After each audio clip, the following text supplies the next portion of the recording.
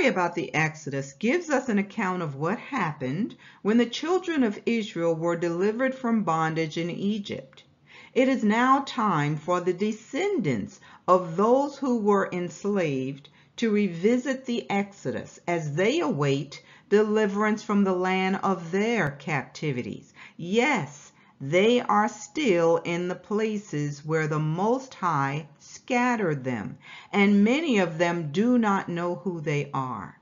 So we have to use the words written in Scripture to help them identify themselves. Why does it matter? Why should the world know who the descendants of the ancient Israelites are? Because a lot of the prophecies are about them, and many of these prophecies are yet to be fulfilled.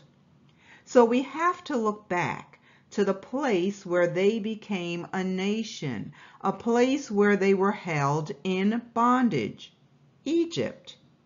The Most High says in Genesis 46 that he would make of them a great nation in the very land that forced them to become slaves. We also have scriptural references saying that the ancient Israelites were often mistaken for Egyptians. In other words, they had the same physical appearance and skin color. In this second session of the series, Remembering the First Exodus, we want to debunk the lies passed on to us from the European nations.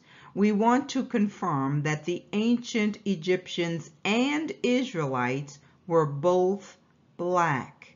They had dark, melanated skin. Let's take a look at the scripture from Isaiah 11 through 12. And if you read the entire chapter, you will see that this event happens in the last days. So it says, "And it shall come to pass in that day that the Lord shall set his hand again, the second time, to recover the remnant of his people, which shall be left from Assyria, and from Egypt, and from Pathros, and from Cush, and from Elam, and from Shinar, and from Hamath, and from the islands of the sea. And he shall set up an ensign for the nations, and shall assemble the outcasts of Israel, and gather together the dispersed of Judah from the four corners of the earth." This is saying that the Most High is recovering these people a second time. So we have to find the people who were rescued the first time. And based on scripture, we know that the Exodus would be the event being referenced here. But let's go on. When it says the outcasts, this is telling us that these people are not in their land. Israel, as in the northern tribes, will be assembled, and the house of Judah would be gathered from the four corners of the earth where they were scattered. How do we know that this prophecy is not talking about all believers in general, or what is normally referred to as the Christian church? Because the church cannot point to a time when they were in bondage in Egypt or anywhere else for that matter. Now, I also want to look at this word ensign. He said he would set up an ensign for the nations. We want to make sure that we understand what this word means, because we don't want to overlook its significance. I'm going to use the Banner Encyclopedia of the Bible to help us understand this word ensign. It says, in the Old Testament, 3 different Hebrew words are used to designate a standard or banner. Often they seem to be synonymous, but broader usage allows one to make certain distinctions between them. Digel or deagle is used for the standard or ensign of each of the 4 large divisions of the tribes of Israel encamped in the desert. So if you think about a symbol or flag, that is used to identify a certain group, then you're on the right track. It says, the people of Israel shall pitch their tents by their companies, every man by his own camp, and every man by his own standard. The people of Israel shall encamp, each by his own standard, or deagle, with the ensigns, or off, of their fathers' houses. They shall encamp facing the tent of meeting on every side. The standard of Judah was on the east side of the camp, Reuben's on the south, Ephraim's on the west, and that of Dan on the north. So we're really talking about a battle flag.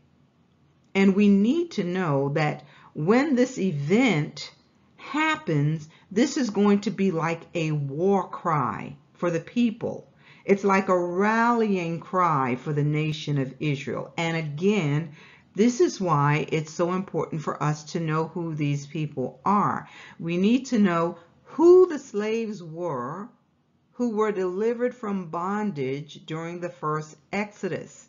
If they were mistaken for Egyptians, then we need to debunk the lie about what the ancient Egyptians looked like. So I'm going to refer to this article from Atlanta Black Star entitled 10 Arguments That Prove Ancient Egyptians Were Black. And the link is here if you want to read the entire article. It says, even today, a significant number of mainstream Egyptologists, anthropologists, historians, and Hollywood movie makers continue to deny African people's role in humankind's first and greatest civilization. This whitewashing of history negatively impacts Black people and our image in the world. And this is why we have to expose these lies, whether the oppressors like it or not. It says, there remains a vital need to correct the misinformation of Africans' achievements in antiquity. So Senegalese scholar Dr. Sheikh Anta Diop, and this was, he was, I should say, a historian, anthropologist, and physicist. He was also a politician. It says he dedicated his life to scientifically challenging Eurocentric and Arab-centric views of pre-colonial African culture, specifically those that suggested the ancient civilization of Egypt did not have its origins in Black Africa. Since some people continue to ignore the overwhelming evidence that indicates ancient Egypt was built, ruled, and populated by dark-skinned African people, Atlanta Black Star will highlight 10 of the ways Diop proved that ancient Egyptians were Black. It goes on to talk about the physical anthropology evidence.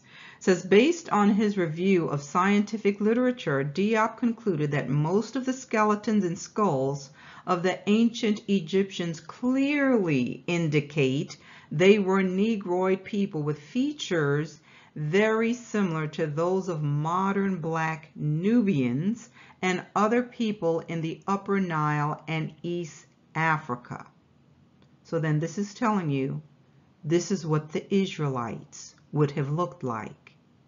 It says he called attention to studies that included examinations of skulls from the pre-dynastic period that showed a greater percentage of Black characteristics than any other type.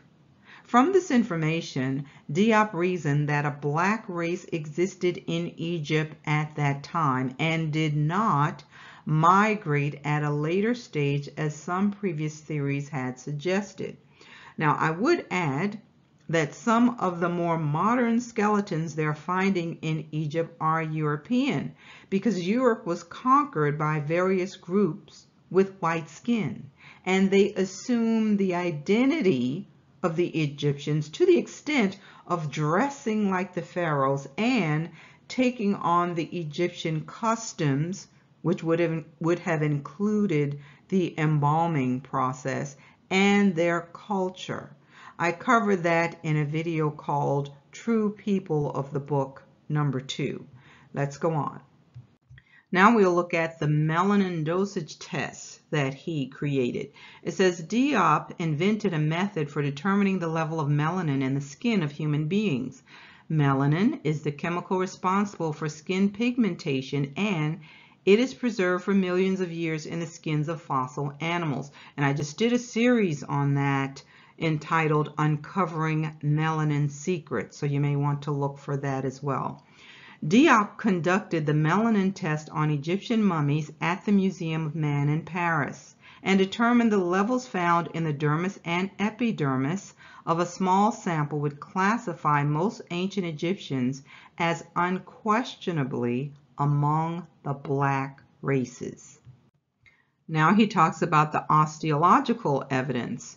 It says, according to Diop, osteological measurements, which is the analysis of bones, are perhaps the least misleading of the criteria accepted in physical anthropology for classifying the races of men. One of the first studies of this kind was completed by a German archaeologist, Carl Richard Lepsius, at the end of the 19th century. The Lepsius canon, which distinguishes the bodily proportions of various racial groups, categories the ideal Egyptian as short-armed and of Negroid or Negrito physical type. They also had evidence from blood types.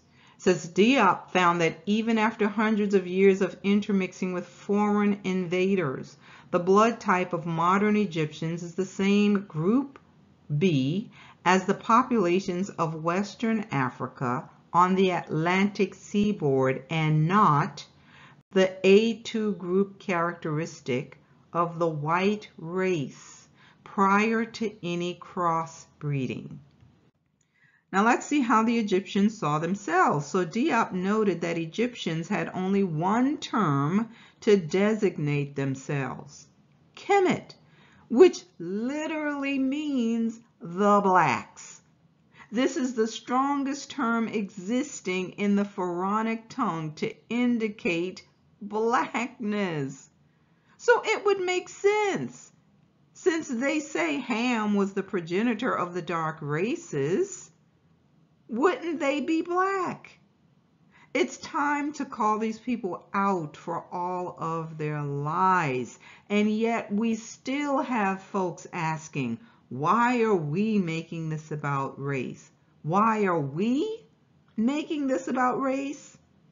I would respond by saying that it has been about race for the European nations. For over 400 years, they made it about race. When did it stop being about race? Let's look at the evidence from the Bible. Diop wrote, the Bible tells us that the sons of Ham were Cush and Mizraim, i.e. Egypt. And it has the other sons listed there. According to biblical tradition, Ham was the father of the black race.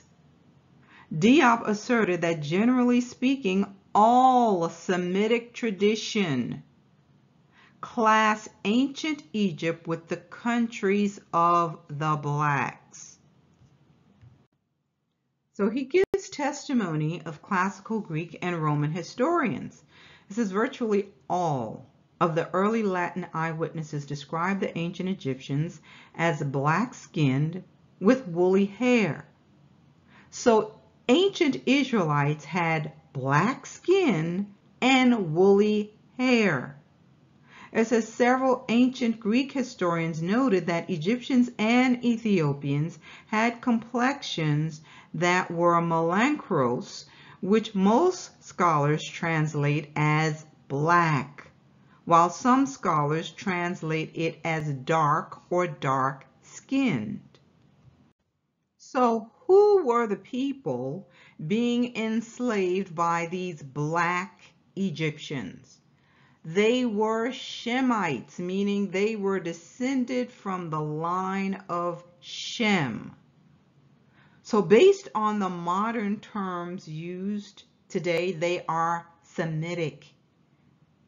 Listen to this definition. Semitic, a subfamily of Afro-Asiatic languages that includes Akkadian, Arabic, Aramaic, Ethiopic, Hebrew, and Phoenician. So it's of or relating to the Semites or their languages. Now, to be more specific, we are Israelites because we are descended from Abraham, Isaac, and Jacob.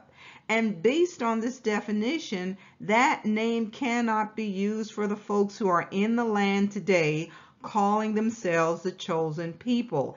An Israelite is a descendant of Jacob, especially a member of the Hebrew people who inhabited the ancient kingdom of Israel. One of a group considered by its members or by others as God's chosen people. And yet, we have folks trying to classify us as extremists for identifying with who we are and our ancient ancestors. So now we're at the book of Exodus, where it opens with a list of the sons of Israel. The name Israel usually refers to the nation of people, not just the patriarch. Let's read this from Exodus 1:1 through 5. Now these are the names of the children of Israel, which came into Egypt. Every man and his household came with Jacob: Reuben, Simeon, Levi, and Judah. The Ish people call themselves by these two names you see in parentheses. They are identifying with one of the sons of Israel, namely Judah.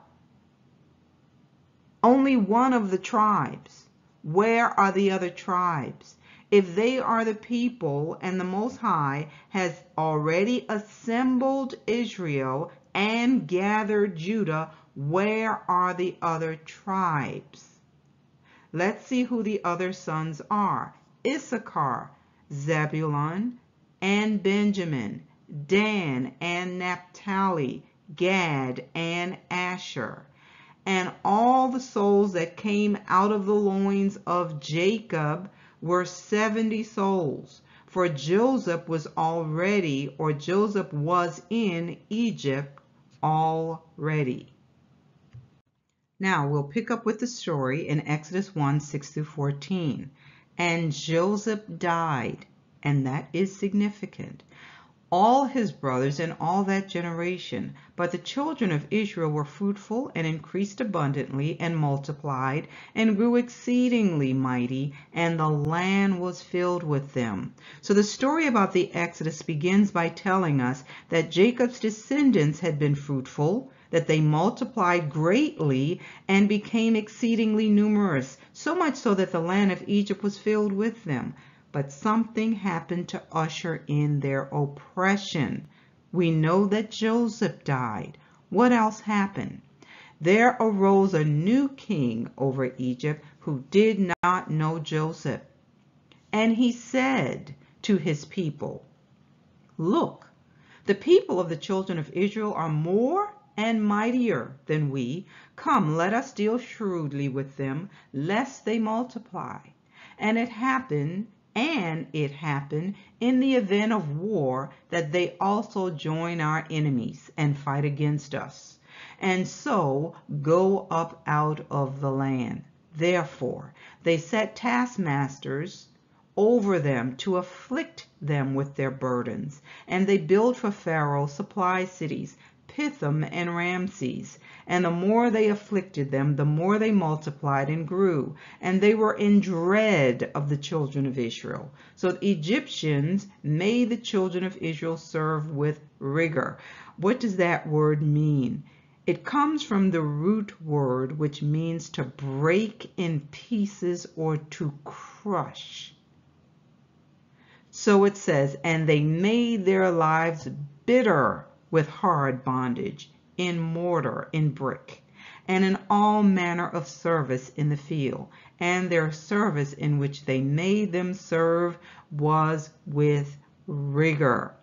Now, we want to make sure we understand what is happening in this story. This new Pharaoh feared the Israelites. He feared their might. He thought that they would become powerful enough to challenge his authority. Not only that, he didn't want them to leave Egypt. Let's read that part again to make sure we understand that. He says, let us deal shrewdly with them, lest they multiply, and it happen in the event of war, that they also join our enemies and fight against us, and so go up out of the land. Why didn't he just drive them out of the land if they were such a threat?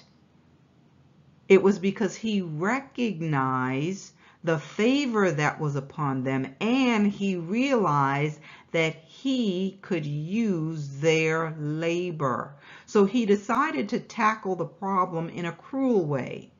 But no matter how much he exploited them, no matter how hard he worked them, their numbers continued to grow. And let's be clear, what did they fear? They feared the might. They feared their numbers. They feared that they would join their enemies and fight against us. And they feared letting this free labor leave the land. So they made them serve with rigor. They made their lives bitter with hard bondage. The bondage was so intense that the people cried out because of the oppression. Does that ring a bell for you? Is it sounding familiar? Let's go on. Now, not only did they need to oppress them, they also needed to control their numbers. So another strategy was to decrease the numbers by killing the male babies. Let's look at Exodus 1:15 through 16. Then the king of Egypt spoke to the Hebrew midwives, of whom the name of one was Shiphrah and the name of the other Puah. And he said, when you do the duties of a midwife for the Hebrew women and see them on the birth stools, if it is a son, then you shall kill him. But if it is a daughter, then she shall live. Can we think of another group of people who experienced similar atrocities? Let's look at some examples. This comes from the Sun. We want to see just how hard our people worked during slavery. It says, worked to the bone. Brutal reality of slavery in America revealed in shocking pics dating back to the late 1800s as U.S. marks 153rd anniversary of abolition. Among the series of disturbing images is one depicting the horrific scars inflicted on one slave who was freed from a plantation in Louisiana. So I was going through some old newspapers and I actually found a runaway notice for a slave from Kentucky who allegedly escaped, according to his master who placed the ad, with a slave collar on his neck, and was alleged to have been going towards the Ohio River. Now, if he had a slave collar on his neck, which is the contraption you'll see on the right here, that was put on people who either threatened to escape or people who had done it before and were captured or returned. It was meant to keep you from getting into the woods. The hooks would catch on vines and whatnot. And I thought, what if I tried to follow any information, any points of this man's journey through this one ad. So I had a picture, not this one, but actually a photo of a man wearing it. I took it to a blacksmith and gave it to him. He gave me a very awkward look, and I told him that I wanted him to replicate it. He said, sure. He demanded $150, and 3 days later he called me and said, your thing is ready. I went to pick up my thing, and before I tell you the end of that story, I'm going to demonstrate the thing. Could I get my volunteers?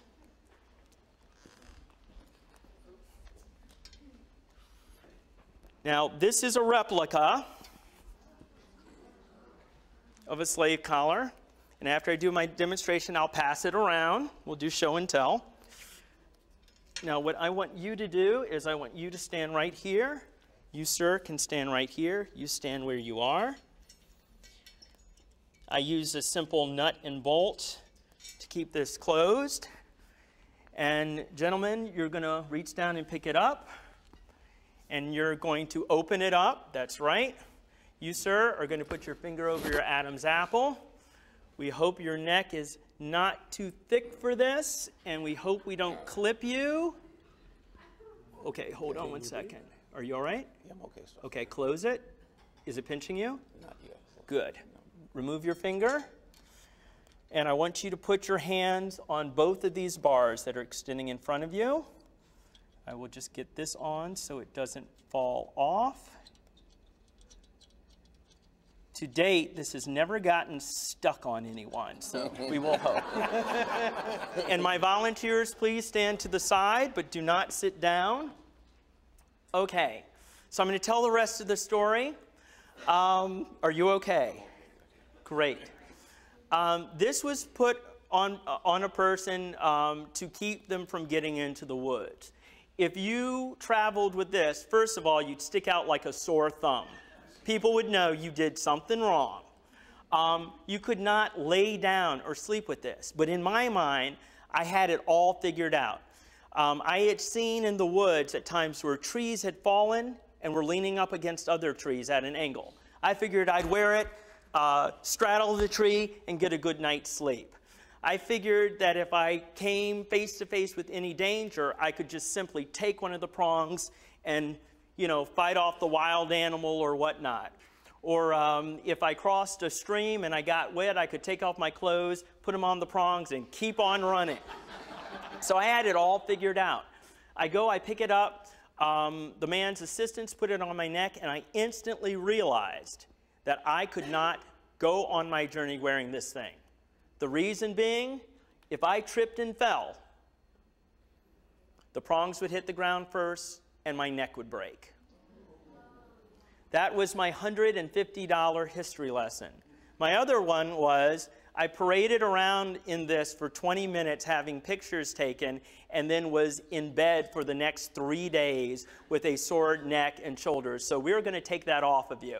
But before we do, how do you feel? Very uncomfortable. Very uncomfortable. If you're saying this at 20 minutes, a half hour, you would be exhausted. Okay. Thank you. And we can get a round of applause for our volunteer here. Thank you very much. Now let's look at this headline from the New York Times Magazine. 400 years after enslaved Africans were first brought to Virginia, most Americans still don't know the full story of slavery. So in this article, they're giving a brief history, the history that we didn't learn in school. And note why they're doing it. They say we've got to tell the unvarnished truth. But apparently we have people who are opposed to truth. Because you see, there is great fear about people learning the truth about what really happened here. As the governor in Florida said, no need for children to find out how evil their ancestors really were. So let's just pretend that it didn't happen, or we make it seem like it wasn't that bad, or it happened so long ago, nobody today is really being affected by that. But your day of reckoning is coming, Pharaoh.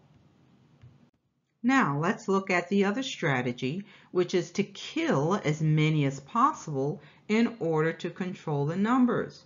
This comes from lifenews.com, and it's talking about Margaret Sanger. She says, we want to exterminate the Negro population. So it says her wish is coming true. Now this was written in March of 2020. It says, according to a study published in the American Journal of Public Health, Black women have the highest abortion rate in the country compared with white women. When faced with this fact, abortion advocates will often deflect it by saying that more should be done to alleviate the high maternal mortality rate among African American women. However, they often fail to acknowledge that the same ethnic group of women with the nation's highest MMR is the same ethnic group of women who are receiving 30% of all the nation's abortions. There is undoubtedly a physiological connection. But abortion advocates and the medical institutions that are in their pockets do not find it advantageous to highlight any negative side effects from abortion. There is the perception among African American women that the high MMR is due to racism in the type of health care they are given. They often feel like they are not heard or cared for as well as their white counterparts. Planned Parenthood hails founder Margaret Sanger as a champion of civil rights, but one thing they don't talk about is the racism behind her fight to legalize abortion. A group of African American leaders want to focus attention on her ideology and how it affected Black birth rates. Abigail Robertson has more on this story. Margaret Sanger strived for a society that limited births to only those she deemed fit to have children. Well, I think the greatest sin in the world is bringing children into the world that have disease from their parents, that have no chance in the world to be a human being, practically. Delinquents, prisoners, all sorts of things just marked when they're born. That, to me, is the greatest sin. Many pro-choice advocates see her as a hero, but critics call her a racist eugenics promoter who targeted Black communities with her Planned Parenthood clinics. Margaret Sanger, the founder of Planned Parenthood, once said, colored people are like weeds, they need to be exterminated. People don't understand that 79% of Planned Parenthood clinics are located in minority communities, and that minority communities shoulder a disproportionate amount of abortion. Dr. King says while African Americans make up only 13% of the U.S. population, over 30% of aborted babies are from Black mothers. Under the veil of secrecy and deception, 60+ million babies have not been born because they were aborted legally since '73. 1/3 of that population belong to the African American community. Planned Parenthood recently celebrated its 100th anniversary, prompting pro-life leaders to unite under the banner 100 No More to educate the public on the harmful impact Planned Parenthood has had on the African American community. 100 No More hope rallies like this one in Washington spread across the country to enlighten people about Sanger and her tragic legacy. I have a real serious concern about the number of abortions that's taking place in the minority community, particularly the Black community, and that I see this as a form of genocide. That is something we need to take a serious look at. Planned Parenthood receives around $500 million each year from taxpayers. 96% of the time, if a pregnant woman walks into their clinic, that she will have an abortion. Pro-life advocates want Congress to move that money to women's clinics that do not perform abortions. They outnumber already around the country Planned Parenthood clinics 20-1. They truly help poor women. They truly care for the least of these, but they don't do abortions. Reporting from Washington, Abigail Robertson, CBN News. Based on the information that I just shared with you, I think it's easy for us to understand what is going on here. So who was Margaret Sanger? She was a racist connected to white supremacy. And it was her idea that said black people were unfit. They were like weeds that shouldn't reproduce. Do we see the hand of Pharaoh here? So we are remembering the first Exodus, not just to understand what happened, but also to identify the children of Israel in these last days. The powers that be could not utterly destroy us, even though they have been trying to cut down our numbers for centuries. As we read in Exodus 1, the more they afflicted them, the more they multiplied and grew. Even in the land of bondage, they multiplied and became strong. And don't miss the fact that the Most High made of them a nation where? In the land of their captivity. But the time is drawing near for us to be delivered out of these lands where He has scattered us. And we can see the signs of the awakening all around us. So we do not have to be ashamed nor afraid to say that we are Israelites. We are descendants of the seed of Abraham, Isaac, and Jacob, and nothing is going to change that. We know that it was our fault that caused us to be here. We had to serve our oppressors because of our sin and disobedience. But we are waking up. We are repenting and turning from our wicked way. And we have a promise that we will be gathered and returned to our land. So we're going to continue the discussion in the next session. Please remember to hit the like, share this message, and join me next time. Shalom, everyone.